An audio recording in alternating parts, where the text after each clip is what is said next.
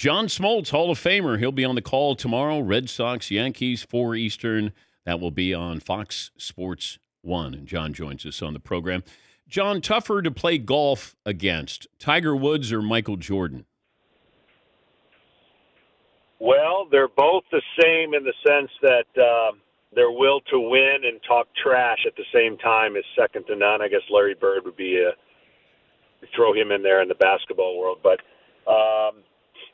tougher to play against Tiger Woods because he's almost impossible to beat.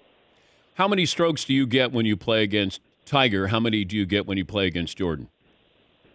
So in the heyday of me being in better shape and Tiger being the number one player of the world, we would have this fun little match where we'd have 3 different matches. He'd give me 1 aside in one match, 2 aside in the second match, and 3 aside in the third match. Now, he would win about 90% of the time in the 1 aside. I would win most of the time at 3 aside, and it always came down to 2 aside. So I guess the 2 aside was the match that would always come down to that last hole. And I would say that most of the times I had a 7 to 10 footer to either win the match or push the match, and he would chuckle and know that I was probably going to miss it, and I did. What kind of trash talk, though, are you getting? Oh, I never would say, like, the common mistake everyone would make when they play with Tiger the first time, they feel like, you got to mix and match, and you got to, make yourself feel good by talking. You don't do that. You zip it. You don't fire up a guy who has the capability of pushing the pedal down. And there was only one time that I found myself falling into that trap. My buddy got a hole-in-one when we were playing with him, and the scorecard on the fivesome for the par 3 read 5, 4, 3, 2, 1. Those were the scores.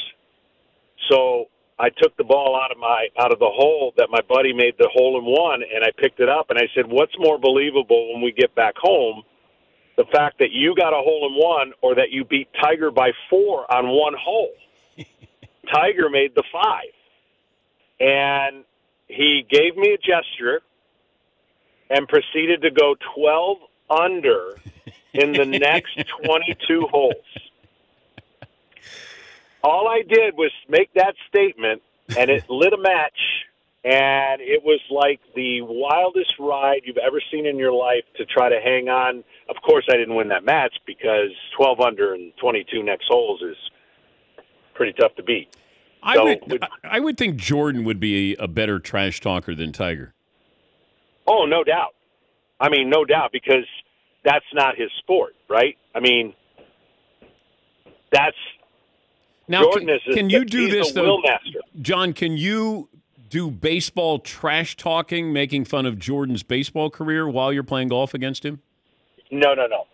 See, the resumes are so incredible that when I first played with Michael, and he was still playing for the Bulls, and I was just getting going for the Braves, okay, I didn't have a resume. There was nothing to kind of be proud of, especially when your team loses 100 games every year.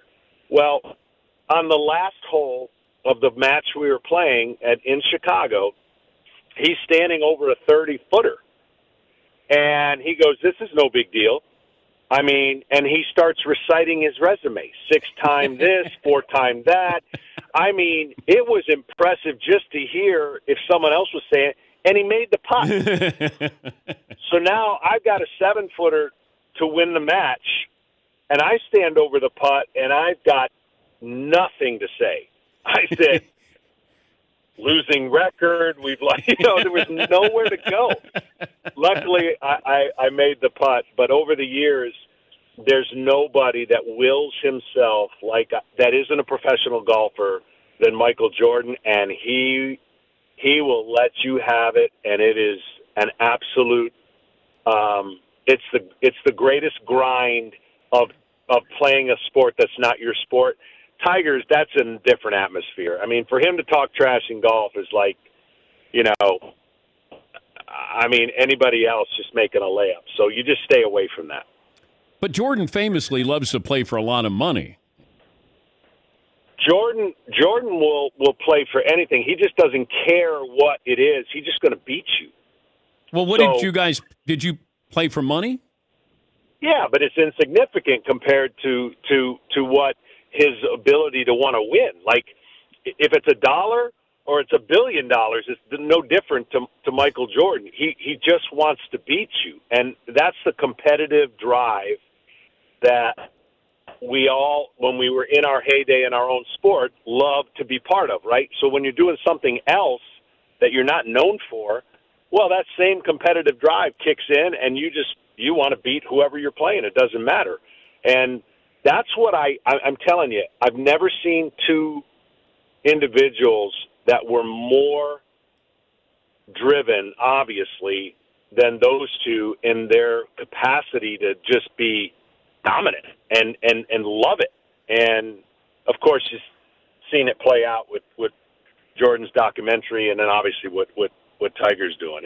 You feel like I felt like for the longest time, like I don't belong in these groups. I don't belong in that sphere of excellence. That's how incredible the aura is when you're around those two guys.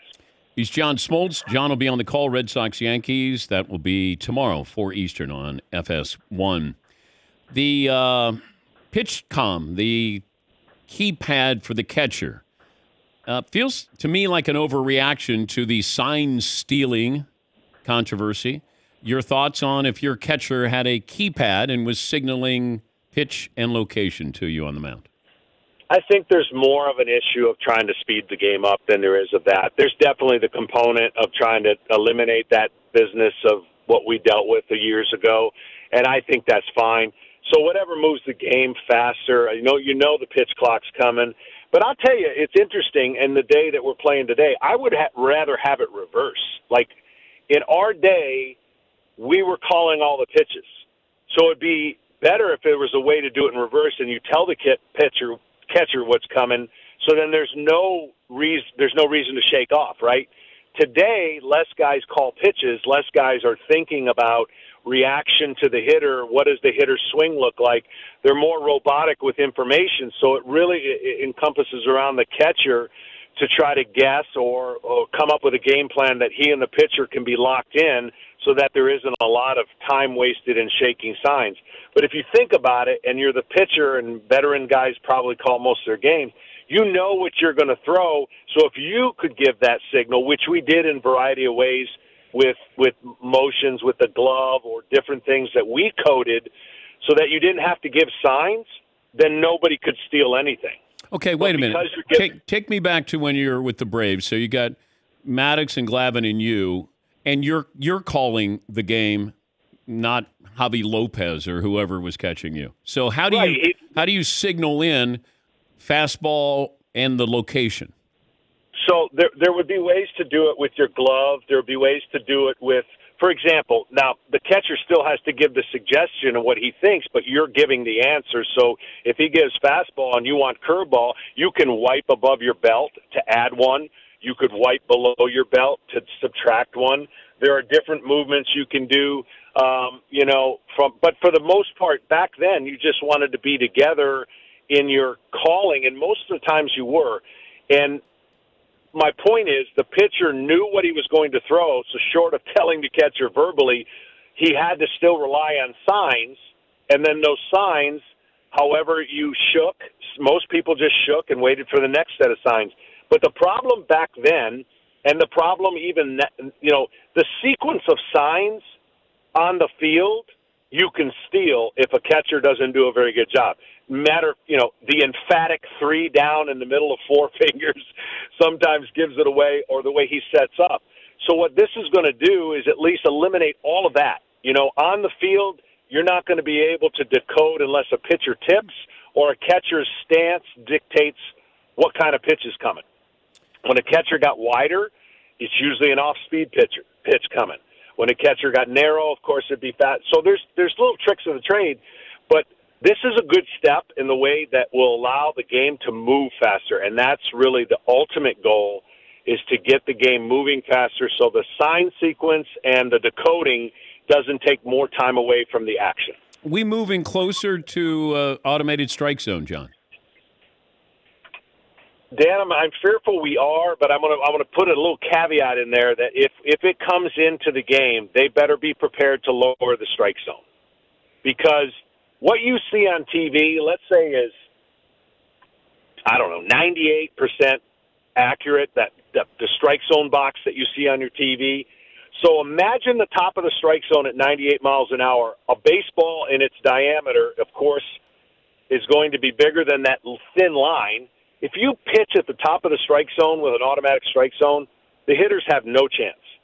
And then you throw in a curveball that comes to the top. I know it's two-dimensional and the technology's pretty good, but my fear would be everyone would think that would give the hitter an advantage because the strike zone would get smaller for the pitchers. In reality, it would be the opposite, because the pitchers are going to realize, especially the ones that exist today, if I can throw the ball at the top of the strike zone with velocity and they're getting that call, it's over. So if you lower the strike zone, you give everybody a legitimate chance to handle the velocity that exists today, and the hitter can then, it's down, and it could be a little bit wider, but if it's taller, the electric strike zone would be so difficult to hit. So is it coming? More than likely, but hopefully it comes with a lower strike zone that gives everybody a legitimate chance. And with a lower strike zone, by the way, you're going to have less walks, I believe, because when everyone's trying to throw the ball up to a spot that nobody can hit, guess what happens? Walks come into play, hit batters come into play, and then the inevitable ball down the middle, because the area of success is not great up there. It would help every aspect of what I just said. Great to talk to you. By the way, John Smoltz led the league in blank category for 3 consecutive seasons. John, can you guess the category you led the league for 3 consecutive seasons? Oh, I sure can. That would be the WP category. Yes, it would be. Wild pitches. Yes. Yeah, and I have the record that will never be broken in All-Star game history. I had 3 wild pitches in 1 inning.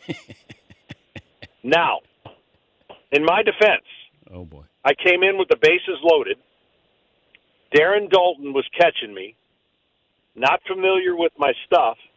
2 of them were not my fault. I know that's going to sound like a cop-out, but he came out and apologized twice. The third one was my fault. I cleared the bases. Those 3 runs were charged to my teammate Steve Avery. And I didn't give up a run. And that record, I think it can really only be tied. I don't think it'll ever be broken. But I came in with the bases loaded. I left with nobody on base. I didn't give up a run. but I had 3 wild pitches. Well, congratulations, John. Thank you. Hey, great to talk to you. And we'll be watching tomorrow, Red Sox Yankees at 4 Eastern on FS1. Thank you, John. You got it, Dan. That's John Smoltz. See, those are great ideas. Those are great thoughts. They really are. Love talking to John.